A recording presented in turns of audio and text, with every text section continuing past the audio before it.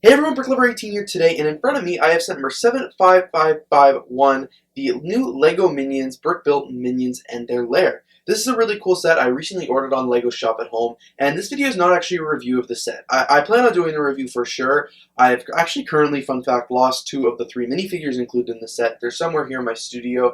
I think I may have accidentally put them in my LEGO to be sorted, so I do have to find those before I film the review. But today's video is a little different because this box is a bit different than some of the other LEGO boxes I've ever received. So as you can see, looking at it from this angle, from this far back, you might not notice anything different. As you can see on the very top left-hand corner there, you can see where there is the set number and the age range, and then of course the title. But something you'll notice that isn't up there is actually the piece count of the set, because that's been added way down at the bottom here, and hasn't been added like you typically see the LEGO piece count. And there's actually a really good reason for that.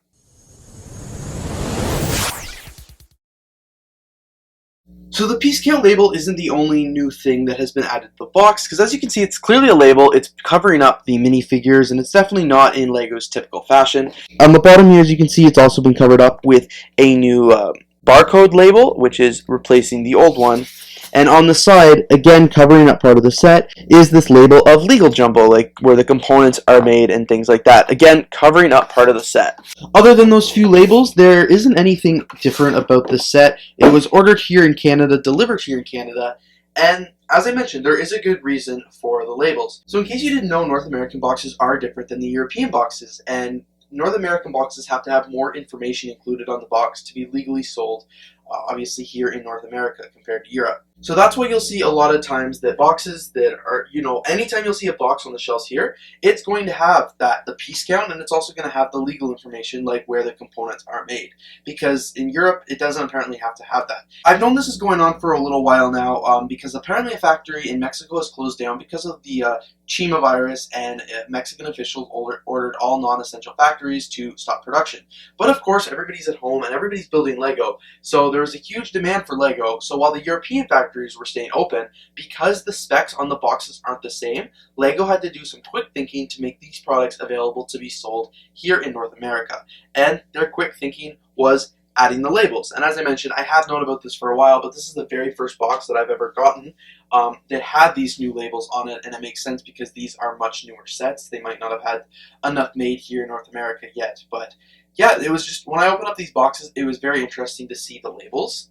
And I think now it would be a good idea to show you what I mean between the differences of North American and European boxes. And honestly, I think the best way to do this comparison is to give you a side-by-side overview of a North American box with a set that's sold in North America and with a European box from a set sold in Europe. As you can see right off the bat, there are several different changes that you can see. So right away here on the European box, as you can see, the only information on the front of the box besides the picture of the set is the LEGO logo, 8+, and the set number.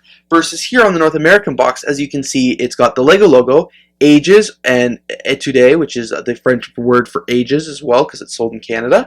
It's got the set number, it has the piece count, it also has building toy, and then all the other languages for building toy underneath. So quite a bit different in text there. When you show the top of the box here, as you can see, it's got the minifigures as well as more legal information saying where the components are made. But then here on the European box, when you tilt it down, it is the exact same box, but as you can see, the information is quite different. It does not have any of this legal information here. It's just a plain box. On this side of the box, as you can see, there are some more differences as well. The same pictures are the same, but on the North American box, it has a warning for choking hazard, and it actually has that little picture. The difference is here now is the European box is actually on the top. As you can see, all the information is right here, where the components are made, all the choking hazard information, versus here with the North American box, it has a thing about recycling. The barcodes are clearly different, as you can see, and some of the symbols are in different spots. But while the North American boxes have all this information all over on all sides of the box, as you can clearly see, the European box just kind of puts everything on the bottom. And while I'm not a lawyer, I don't know all the reasons doing this. I just know that there is quite a bit of difference between these two boxes. And this has actually led to some discussion because a lot of the LEGO has exclusive sets, the many that you see on the screen here, have actually been begun to be sold around Europe online because the LEGO store has been closed for so long.